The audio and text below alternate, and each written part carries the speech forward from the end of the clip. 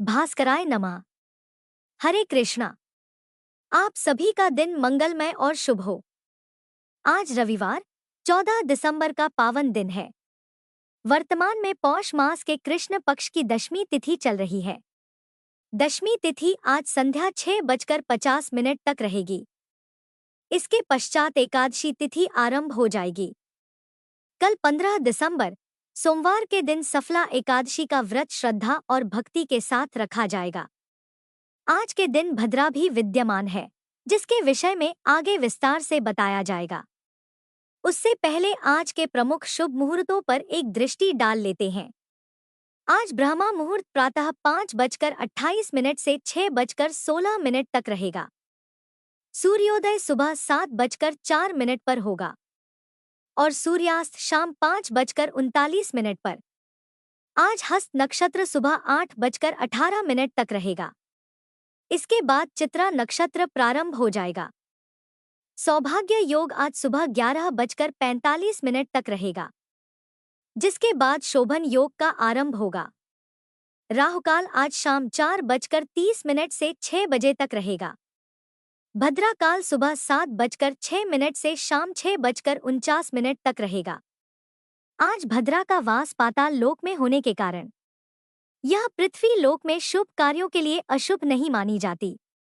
शास्त्रों के अनुसार जब भद्रा का वास पाताल लोक या स्वर्ग लोक में होता है, तो वह मृत्यु लोक यानी पृथ्वी पर अशुभ प्रभाव नहीं डालती। ऐसे समय में शुभ और मांगलिक कार्य किए जा सकते हैं। भद्रा तभी अशुभ मानी जाती है जब उसका वास पृथ्वी लोक में होता है। हालांकि कुछ श्रद्धालु भद्रा को हर स्थिति में अशुभ मानते हैं, इसलिए आप अपने विश्वास और परंपराओं के अनुसार भद्रा के नियमों का पालन कर सकते हैं। अब आप प्रतिदिन की तरह सीता नित्यनेम की पावन कथा सुनेंगे, जो हर अध्याय से पूर्व कही जाती है। इसके पश्चात आज का अध्याय आप सभी के समक्ष प्रस्तुत किया जाएगा। इस कहानी को सीता माता कहती थी और प्रभु श्री राम सुना करती थी। एक दिन श्री राम भगवान को किसी काम के लिए बाहर जाना पड़ा, तो सीता माता कहने लगी कि भगवान मेरा तो 12 वर्ष का नितनेम है।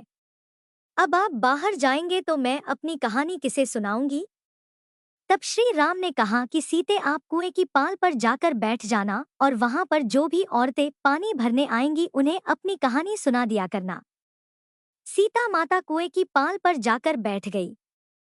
तभी एक स्त्री आई। उसने रेशम की जरी की साड़ी पहन रखी थी और सोने का घड़ा ले रखा था। सीता माता उसे देखकर कहने लगी, बहन मेरा 12 वर्ष का नितनेम सुन लो। पर वह स्त्री बोली कि मैं तुम्हारा नितनेम सुनूंगी तो मुझे तो घर जाने में देर हो जाएगी और मेरी सास मुझसे झगड़ा करेगी। इसलिए उसने कहानी नहीं सुनी और अपने घर चली गई। लेकिन उसके घर जाते ही उसकी रेशम चेरी की साड़ी फट गई। सोने का घड़ा मिट्टी के घड़े में बदल गया।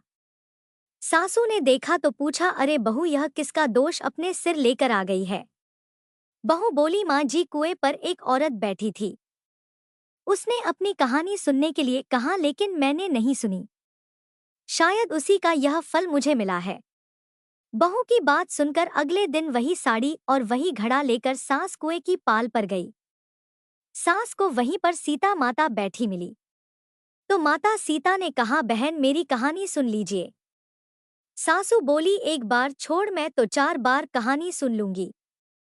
तब सीता माता बोली, राम आए लक्ष्मण आए देश के पुजारी आए नित नेम का नेम लाए आओ राम बैठो राम तपी रसोई जीमो राम माखन मिश्री खाओ राम दूध पताशा पियो राम सूत के पलका मोठो राम शाल दुशाला पोठो राम शाल दुशाला ओढ़ो राम जब बोलूं राम ही राम राम सवारे सबके काम खाली घर भंडार भरेंगे सबका बीड़ा पार करेंगे श्री राम जय जय राम। सासू बोली, बहन कहानी तो बहुत अच्छी लगी। फिर कहानी सुनकर सासू घर चली गई और उसकी साड़ी फिर से रेशम जरी की बन गई। मिट्टी का घड़ा भी फिर वापस से सोने के घड़े में बदल गया। बहू ने देखा तो कहने लगी, सासू माँ आपने यह सब कैसे किया? सासू बोली, बहू तू दोष लगा कर आई थी और मैं अब दोष उतार कर आ रही हूँ। बहू ने पूछा कि माँ जी वह कुएं वाली स्त्री कौन है? सासू ने बताया कि वह तो सीता माता थी। वह पुराने से नया कर देती है। खाली घर में भंडार भर देती हैं। वह लक्ष्मी जी का वास घर में कर देती हैं और मनुष्य की जो भी इच्छा हो उसे पूर्ण कर देती हैं। बहू बोली, माँ जी फिर तो ऐसी कहानी मुझे भी सुना दो। सास बोली कि ठीक है, तुम भी सुनो। फिर सास ने कहानी शुरू की। राम आए, लक्ष्मण आए, देश के पुजारी आए, नित नेम का नेम लाए। आओ राम बैठो राम, तपी रसोई जीमो राम, माखन मिश्री खाओ राम, दूध बताशा पियो राम, सूत के पलका मोटो राम, शाल दुशाला पोठो राम, शाल दुशाला ओढ़ो राम। जब बोलूं राम ही राम, राम सवारे सबके काम, खाली घर भंडार भरेंगे सबका बेड़ा पार करेंगे, बोलो श्री राम जय जय राम। कहानी सुनकर बहू बोली, माँ जी कहानी तो बहुत अच्छी है। सासू ने कहा, ठीक है, अब से हम इस कहानी को रोज किया करेंगे। अब सास बहू रोज सवेरे उठती, नहाती धोती और पूजा करने के बाद नित्नेम की सीता माता की कहानी कहती। एक दिन की बात है, उनके यहाँ पड़ोस की एक औरत आई और बोली कि बहन जरा सी आंच तो देना। तो बहू बोली कि आंच तो अभी हमने जलाई ही नहीं।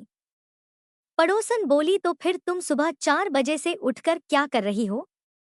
तो उन्होंने कहा कि हम तो सुबह सुबह उठकर पूजा करते हैं। फिर सीता माता की नित्यनेम की कहानी कहते हैं। पड़ोसन ने उनकी बात सुनकर फिर कहा कि सीता माता की कहानी कहने से तुम्हें क्या मिला? तब वे दोनों बोली कि सीता माता की कहानी कहने से घर में भंडार भर जाते हैं, सारे काम पूर्ण हो जाते हैं, मन की इच्छा भी पूरी होती है। पड़ोसन ने कहा, बहन अगर ऐसा है तब तो फिर मुझे भी कहानी सुना दो। तब बहू बोली कि ठीक है, तुम भी यह कहानी सुन लो। राम आए, लक्ष्मण आए, देश के पुजारी आए, नित नेम का नेम लाए।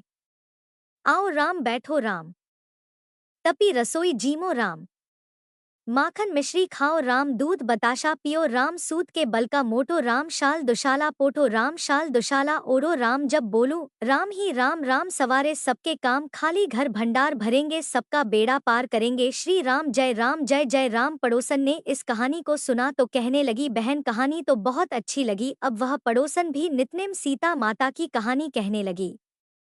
कहानी कहने से सीता माता ने पड़ोसन के भी धन के भंडार भर दिए। देखते ही देखते अब तो पूरे मोहल्ले में नित्नेम की कथा चल पड़ी और हर किसी की मनोकामना पूर्ण होने लगी। हे सीता माता, जैसे आपने उन सभी के भंडार भरे वैसे ही हमारे भी भरना। कहानी कहने वाले, सुनने वाले और हुंकार भरने वाले सबके भरना। सभी प्रेम से बोलिए सीता मैया की जय। अब सुनिए आज का अध्याय। गजानन महाराज की माया बड़ी अलौकिक है। मुंडगांव में पुंडलिक नाम का एक गजानन महाराज जी का भक्त रहता था। उसकी महाराज पर अटूट श्रद्धा थी। वह शेगांव नियमित रूप से आया जाया करता था और सदैव महाराज जी का चिंतन करता रहता था। उसी गांव की एक भागाबाई नाम की ठुराई थी। उसकी निष्ठा कहीं पर भी नहीं टिकती थी। वह बड़ी दाम्भिक थी। दंभ का आडंबर भराकर स्त्री पुरुष को ठगना ही उसका धंधा था।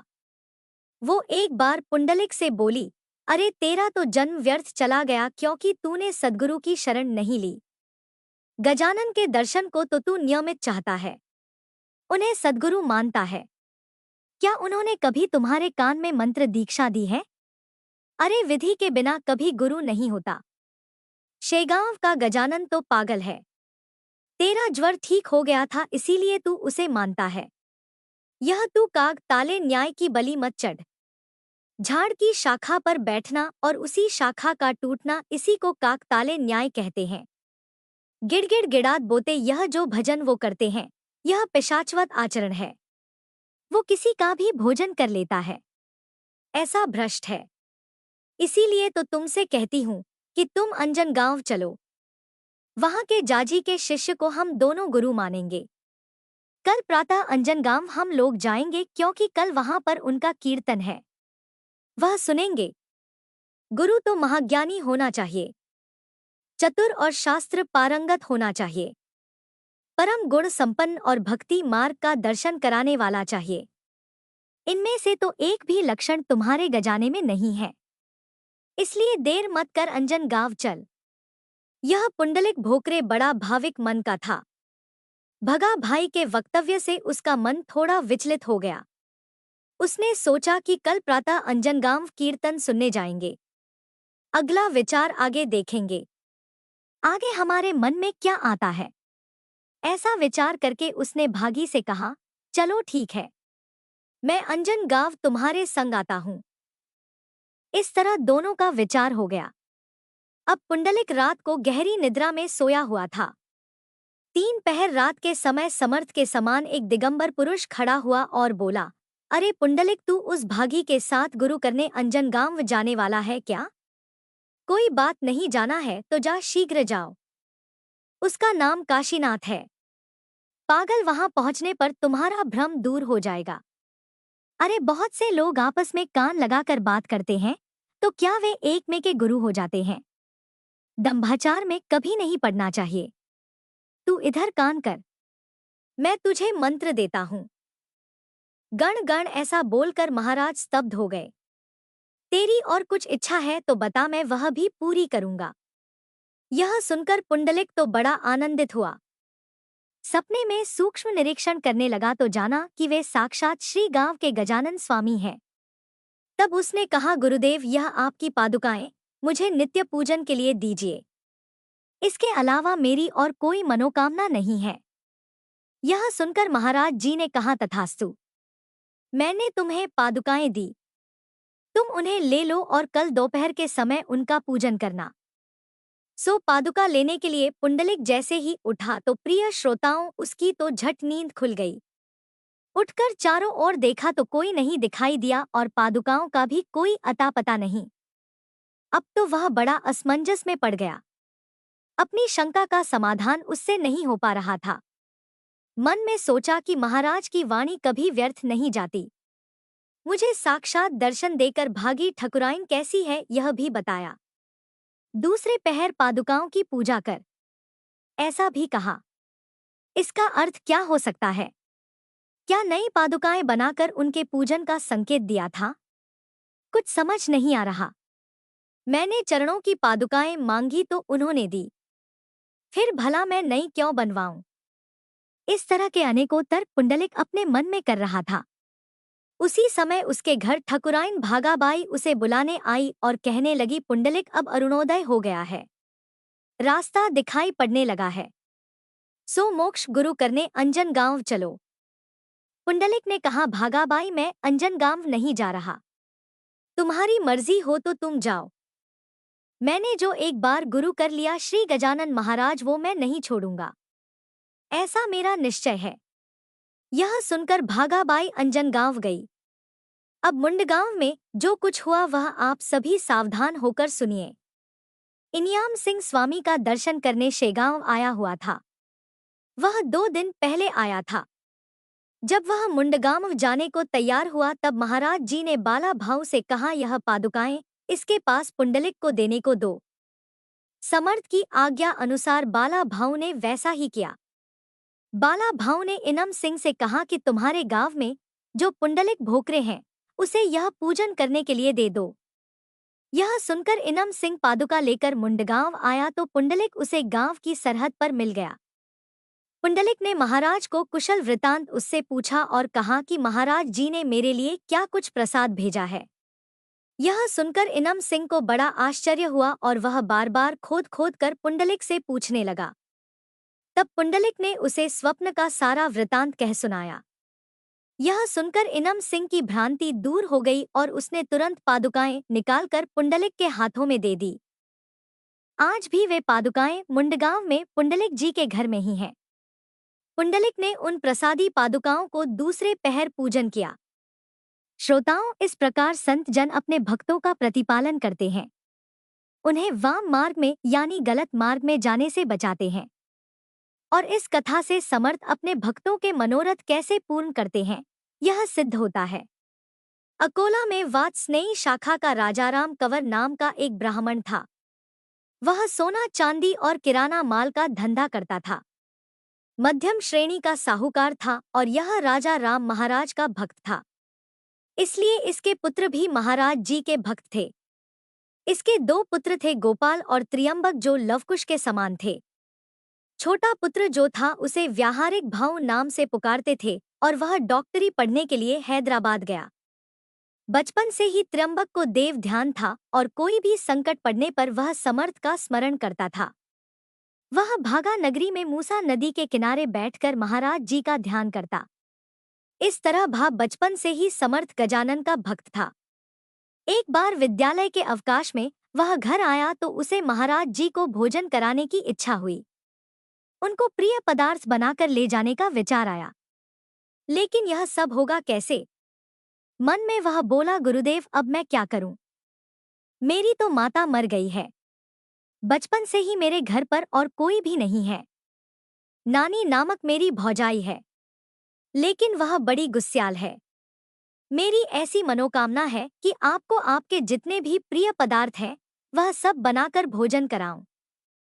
ज्वार की रोटी, अबांडी की भाजी, प्याज और गरम बेसन, हरी मिर्च आदि आदि। लेकिन मेरी भुजाई का स्वभाव जानकर भला यह सब पदार्थ मैं उससे बनाने को कैसे कहूँ? क्योंकि बालक की जिद तो केवल माता ही पूरी करती है और कोई नहीं कर सकता। ऐसा सोचकर भा शांतचित एकांत में बैठा था। सो किसी काम के लिए उसकी भौजाई नानी वहां आई। उसको देखकर वह अपने देवर से बोली, देवर जी क्या बात है? आपका मुंह क्यों उतरा हुआ है? काहे की चिंता कर रहे हो? यह सुनकर भाऊ दीनता से बोला, भौजी तुम्हें क्या बताऊं मेरे मन में क्या विचार है। पूर्ण अधिकार रहे बिना मनोरथ पूर्ण नहीं होते।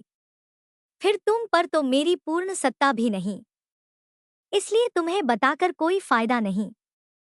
सुनकर भाभी ने कहा, अरे तुम मेरे छोटे देवर हो, बड़ी भौजाई माता के समान होती है, सो कोई पर्दा ना रखकर तुम्हें जो चिंता है सो बताओ। अब तो यह सुनकर भा बड़ा हंसा और अपनी भौजाई नानी से बोला, नानी आज मुझे ऐसा लगता है कि गजानन महाराज के प्रिय पदार्थ बनाकर शेगांव लेकर जाऊं और उन्हें भोजन कराऊं, और अगर आप यह सब बनाकर दोगी ना तो आपको भी इसका पुण्य लगेगा और मेरा काम भी हो जाएगा। यह सुनकर भौजी हंसकर बोली, बस इतनी सी बात के लिए तुम कुमलाकर इतने चिंतित थे? बताओ क्या क्या बनाना है। गजानन महाराज की कृपा से अपने घर में किसी भी चीज की कोई कमी नहीं है। सुनकर भा की तो खुशी की ठिकाना नहीं था। सुनकर भा ने सब बताया और नानी भी बड़ी खुशी से जल्दी से रसोई बनाने में लग गई। भाजी, रोटी, बेसन और एक अंजुली भर हरी मिर्च अपने देवर के सामने लाकर रखी। 3 रोटी, 3 प्याज, चना, दाल का बेसन, महाराष्ट्र में इसको झुनका कहते हैं, और उसके ऊपर मक्खन हर रोटी पर लगाया और फिर देवर को देकर बोली, अब आप शेगांव जाओ क्योंकि समय थोड़ा बचा है। गाड़ी जाने वाली है और अगर यह गाड़ी नहीं मिली तो सारी भोजन सामग्री व्यर्थ हो जाएगी। भोजन के समय ही पहुंचना चाहिए। नानी ने जब ऐसा कहा तो भाऊ अपने पिता को पूछकर जब रेलवे स्टेशन पहुंचा तो 12 बजे की गाड़ी जा चुकी थी। अब तो यह जानकर भा बड़ा दुखी, बड़ा परेशान हो गया और फिर उसके नेत्रों में जल भर आया। मन ही मन कहने लगा, महाराज इस समय आपने मेरा त्याग क्यों किया? मैं मूलत दीनहीन हूँ। फिर महाराज जी को भोजन कराने का पुण्य भला मुझे मिल ही कैसे सकता है?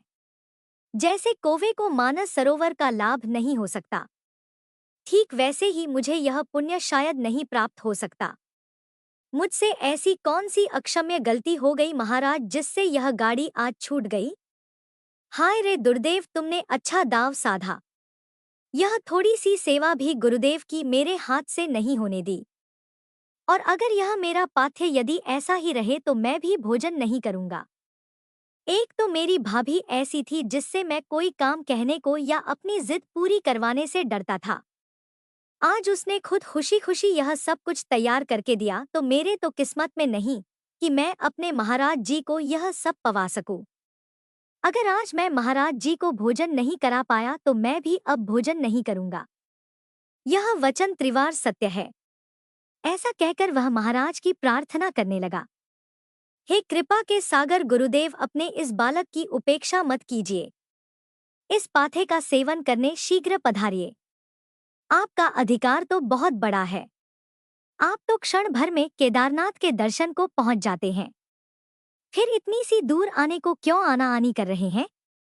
मैं आज्ञा नहीं कर रहा हूं प्रभु, मैं तो बस प्रेम से आवाहन कर रहा हूं। इसमें आपका थोड़ा भी अपमान नहीं है। देखिए, दूसरी गाड़ी को अभी 3 घंटे देर है, तब तक तो आप भोजन कर चुके होंगे। ऐसा विचार करके वह भी वहीं भूखा बैठा रहा। फिर चौथे पहर 3 की गाड़ी से शेगांव आया। जब कंवर दर्शन करने मठ में गया तो योगीराज अपने आसन पर बिना भोजन किए बैठे थे। पास में अनेक पकवानों से भरे नैवेद्य के थाल रखे थे, जिनका वर्णन ही नहीं किया जा सकता। कितने तरह के पकवान थे।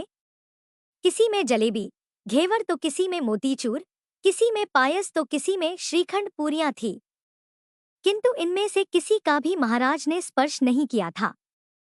बाला भाऊ थालियां लाकर रखता और कहता, महाराज एक बज चुका है। जब आप भोजन नहीं करेंगे तो भला भक्तों को प्रसाद कैसे ग्रहण होगा? उसकी तो वे बाट देख रहे हैं। आप भोजन कीजिए प्रभु।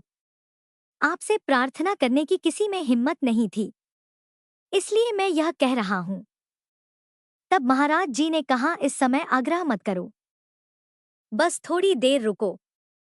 आज हमारा भोजन चौथे पहर में होगा और अगर इच्छा है तो रुको, नहीं तो तुम सब लोग खा लो या नैवेद्य पीछे घर ले जाने दो, उसकी परवाह मुझे नहीं है, लेकिन मैं अभी थोड़ी देर के बाद भोजन करूंगा। इस तरह शेगांव में यह घटना चल रही थी। इतने में ही भा वहां आ पहुंचा।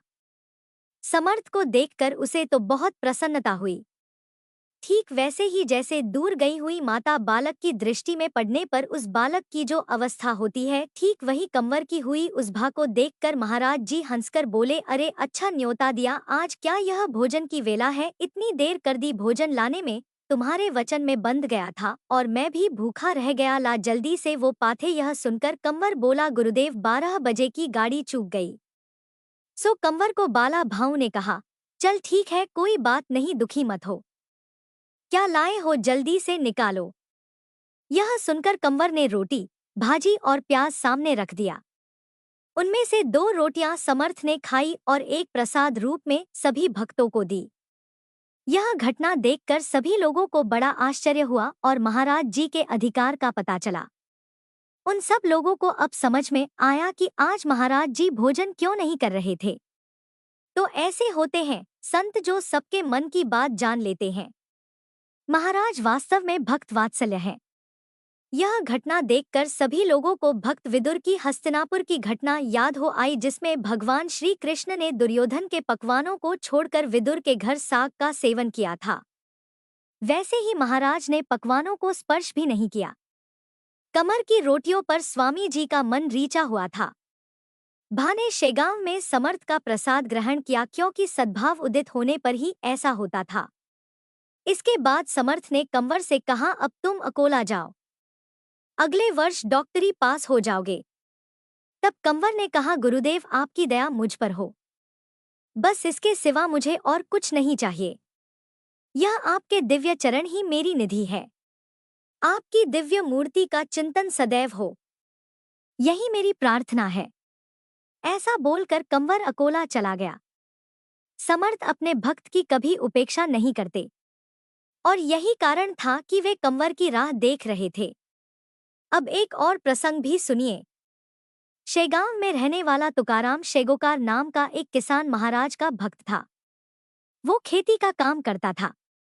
उसके घर में बड़ी गरीबी थी। खेती का काम सूर्यास्त तक करने के बाद वह महाराज जी के दर्शन को जाता। कुछ देर बैठकर फिर खेत में चला जाता। वह महाराज की चिलम भर कर देता और चरणों का दर्शन लेकर चला जाता। इस तरह का यह क्रम कई दिनों तक चलता रहा। भाग्य चक्र बड़ा विचित्र होता है। वह किसी को नहीं छोड़ता और जो भाग्य में लिखा होता है वह होकर ही रहता है। एक दिन एक आखेटक यानी एक शिकारी बंदूक कांधे पर रखकर हिरण की खोज में उसके खेत में आ गया। तुकाराम अपने खेत में काम में मगन था। प्रातः काल की बेला थी। उस समय सूर्योदय हुआ ही था। तुकाराम अंगीठी जलाकर अपने खेत में बैठकर अंगीठी सेक रहा था और ठीक उसके पीछे झुरमुट में एक हिरण बैठा हुआ था। शिकारी ने देखा तो उसको मारने के लिए उसने निशाना साधकर बंदूक चलाई, जिससे हिरण तो मर गया, लेकिन छर्रों में से एक छर्रा तुकाराम के काम के पीछे लग गया। छर्रा बड़ी तेजी से लगने से अंदर उसके दिमाग में प्रविष्ट हो गया। अब तुकाराम को दवाखाने लाया गया। डॉक्टरों के बहुत कोशिश करने पर भी वह छर्रा नहीं निकल पाया। तुकाराम को सिर में बहुत पीड़ा होने लगी। रात को ठीक से नींद भी नहीं आ रही थी। सभी प्रकार के देवी संकल्प इत्यादि करने पर भी उसको कोई लाभ नहीं हुआ। इस अवस्था में भी वह मठ में जाता और नित्य परिचर्या करता। ऐसे में एक भक्त ने उससे कहा, अरे तुकाराम, डॉक्टर वैद्य छोड़ दे। इस संसार में साधु सेवा जैसा दुख नाश का और कोई उपाय नहीं है। उनकी कृपा होने पर तुम्हारी यह पीड़ा अवश्य नष्ट हो जाएगी। तुम प्रत्येक दिन मठ के आसपास सफाई किया करो, जिससे महाराज की सेवा भी होगी और तुम्हें भी पुण्य लाभ होगा। लेकिन अपने पिता के समान दाम्भिकता से दिखावे में यह काम बिल्कुल मत करना। सदैव शुद्ध भाव धारण करना। यह सुनकर तुकाराम ने मठ का परिसर झाड़कर आईने के समान स्वच्छ और निर्मल रखना शुरू कर दिया। इस अवस्था में वह 14 वर्षों तक सेवा करता रहा। एक दिन बड़ी आश्चर्यजनक घटना घटी। झाड़ू लगाते लगाते उसके कान में से छर्रा निकलकर जमीन पर गिर पड़ा।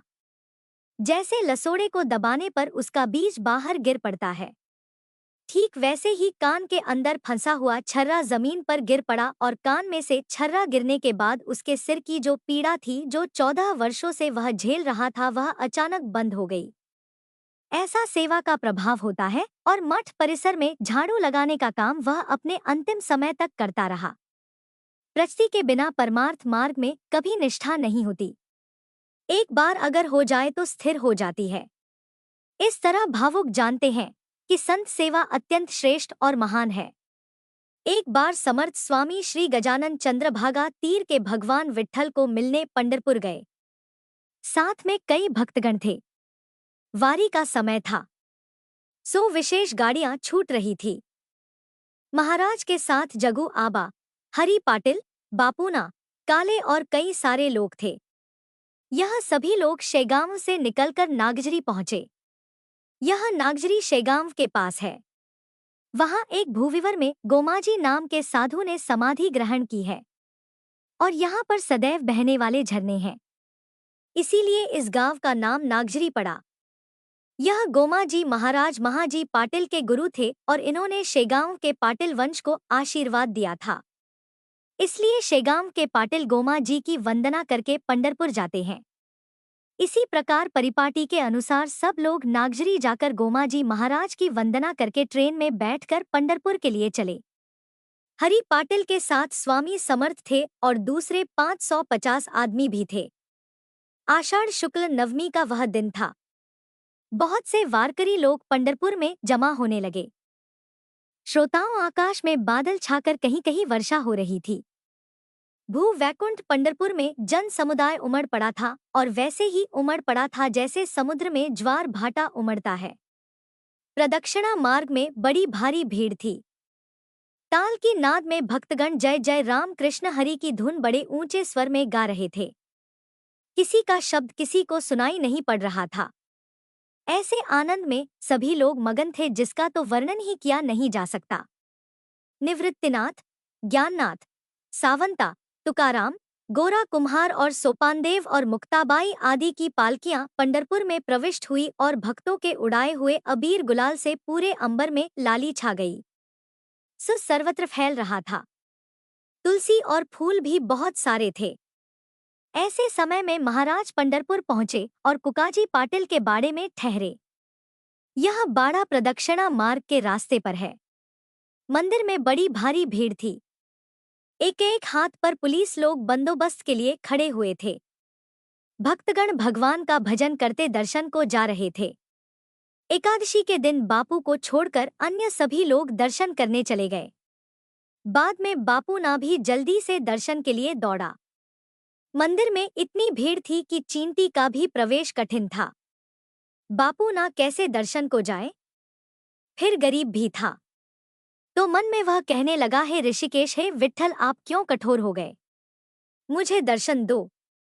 आप तो सावता माली के लिए जंगल में दौड़ कर गए, उसी तरह से इस गरीब को मंदिर से मुझे दर्शन दीजिए। हे पांडुरंग, अरण्य तो 8 कोस था। यह मंदिर तो बिल्कुल पास में ही है और मैं रास्ते में खड़ा हूँ। लोग तो कहते हैं आप अनाथों के नाथ हो, फिर मुझ अनाथ से क्यों मुंह मोड़ लिया। ऐसी बड़ी प्रार्थना की और अंत में बापू ना हताश होकर अस्त समय डेरे पर वापस लौट आया। मुख कांत मलिन हो गई थी। मन मंदिर के ही चक्कर लगा रहा था और ध्यान विट्ठल के दर्शन में लगा था। शरीर यह बाड़े में था। बापू को देखकर लोग हंसने लगे और कहने लगे यह पंढरपुर दर्शन को आया और गांव से फिर कर ही लौट गया। कैसा दुर्दैव है, यहाँ आकर भी श्रीपति के दर्शन नहीं कर पाया। अरे यह तो पाखंडी है। तो कुछ लोग बोले बापू को तो सब वेदांत ज्ञान है, सो वह किस लिए मंदिर में दर्शन को जाएगा। अरे उनका भगवान तो सदैव उनके हृदय में स्थित है। मंदिर के पत्थर के देव में देव कहाँ, ऐसा वेदांत का मत है। हम सब लोग पागल हैं जो कष्ट उठाकर भी दर्शन को जाते हैं। बापू का देव तो रास्ते में खड़ा है। तब उनमें से एक ने कहा, फिर यह यहाँ किस लिए आया? क्या शेगांव में उसका ईश्वर नहीं मिलता? अरे यह वेदांती लोग अन्य लोगों को ज्ञान का उपदेश देते हैं, लेकिन इनको स्वयं को तो कोई अनुभूति नहीं होती। इस तरह से लोग उसका उपहास करने लगे। सब लोगों के सामने बेचारा अकेला क्या करता। बापू ना मुंह बंद करके भूखा ही बैठा था। महाराज लेटे हुए सब कुछ देख रहे थे। सुनकर महाराज बोले, बापू ना आओ, मैं तुम्हें रुक्मणी रमण से मिलाता हूँ। क्योंकि गरीब जनों की दया साधु को ही होती है। जिनको सत्संगति प्राप्त होती है वही वास्तव में भाग्यवान है। ऐसा बोलकर महाराज कमर पर हाथ रखकर पैर जोड़कर खड़े हुए। तुलसी और फूल की मालाएं गले में सुंदर कृष्ण वर्ण मूर्ति बापू को दिखाई पड़ी। उसने चरणों पर मस्तक रखा, फिर ऊपर दृष्टि उठाकर उसने देखा तो समर्थ दिखाई पड़े, जिससे बापू को बड़ा आनंद हुआ।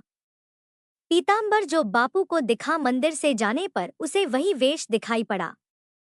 तब बाकी और लोग महाराज से बोले, महाराज बापू ना के समान हम लोगों को भी दर्शन करवाइए ना। सुनकर महाराज ने कहा, अरे पहले बापू के समान मन तो बनाओ तब दर्शन करवाऊंगा। क्या दर्शन बाजार में बिकता है? मन निष्पाप करो तो अवश्य ही दर्शन होगा। देखिए, बापू को महाराज ने कुकाजी के बाड़े में साक्षात विट्ठल जी के दर्शन करवाए। संतत्व खेल नहीं है। संत और भगवंत अलग अलग नहीं है। ठीक वैसे ही जैसे मिठास और गुड़ को अलग नहीं किया जा सकता। काला लेकर सब लोग पीछे छे आए। बापू के अंतर में तो बस श्यामल मूर्ति ही बस गई। बाद में उन्हें पांडरी के कृपा प्रसाद से चतुर रसिक और विद्वान पुत्र उत्पन्न हुआ, जिसका नाम बापू ने नामदेव रखा। मन नदी के किनारे शेगांव से उत्तर की ओर कवठा बहादुर नाम का एक देहात है। वहां का रहने वाला एक मालाधारी वारकरी बरार का होने से कुकाजी के बाड़े में पंढरपुर में उतरा। उस समय आषाढ़ी द्वादशी को वहां पर कालरा जो महामारी होती है उसका प्रकोप फैला हुआ था। तब तो पूछो मत, प्रेम के पीछे प्रेम जाने लगे। हर घर में डॉक्टर के हुजूम से पुलिस लोग यात्रियों को गांव से निकालने लगे। यात्रियों को खोज खोज कर जबरदस्ती गाड़ियों में बिठाते और यह कवठे बहादुर का वारकरी उस बीमारी से ग्रसित हो गया, क्योंकि यह एक दूसरे के साथ रहने पर फैलती है। तब उसको उल्टी दस्त होने लगे जो रुकते ही नहीं थे। उसके हाथ पैरों से वात आने लगा। शेगांव के लोग जाने को तैयार हुए। पुलिस के डर के मारे किसी ने भी यह वृतांत उन्हें नहीं बताया। अब एक घड़ी में सारा का सारा बाड़ा खाली हो गया। संकट के समय कोई काम नहीं आता। सारे जन तो बस सुख के संगी होते हैं, दुख में तो बिल्कुल छोड़ देते हैं। ऐसे समय में केवल ईश्वर या संत ही सहायता करते हैं। यह देखकर गजानन महाराज बोले, यह ओटे पर सोया है, इसे लेकर चलो। लोग कहने लगे, गुरुदेव यह तो लगभग मर ही गया है, अब इसको साथ लेकर चलेंगे तो हम पर भी संकट आ सकता है। अपने साथ तो 50 आदमी है गुरुदेव। पंढरपुर में कालरा बड़ी जोर से फैली हुई है, इसलिए यहाँ ठहरना खतरे से खाली नहीं। जल्दी से चलिए, महाराज चंद्रभागा के आसपास चले जाएं। तब महाराज बोले, अरे तुम लोग बरा गए हो क्या? अपने देश बंधु को ऐसी अवस्था में छोड़कर जाना चाहते हो? ऐसा कहकर महाराज उसके पास गए। उसको उठाकर बिठाया और मधुर वाणी से बोले, भैया चलो उठो, अब हमें अपने गांव बराट जाना है। तब वारकरी ने उत्तर दिया, गुरुदेव अब काहे का बराट जाना, अब तो हमारा अंत समय नजदीक आ गया लगता है। तब महाराज बोले, अरे पगले डरते क्यों हो, तुम्हारा विघ्न तो टल गया। ऐसा कहकर महाराज ने उसके सिर पर हाथ रखा। महाराज का वरद हस्त सिर पर लगते ही उसकी तो उल्टी दस्त सारी बीमारियां दूर हो गई, उल्टी बंद हो गई।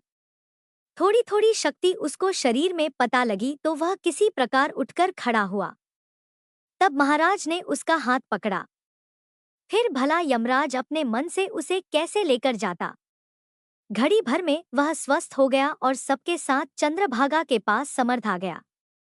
उसको बड़ा आनंद हुआ। तब वह महाराज की चरण वंदना करके कहने लगा, हे दयालु, आपने मुझे यमराज की दाढ़ से निकाला। ऐसा चमत्कार होने पर सारे भक्तगण महाराज जी की जय जयकार करते हुए निर्भयता से कोडुबाड़ी पहुंच गए।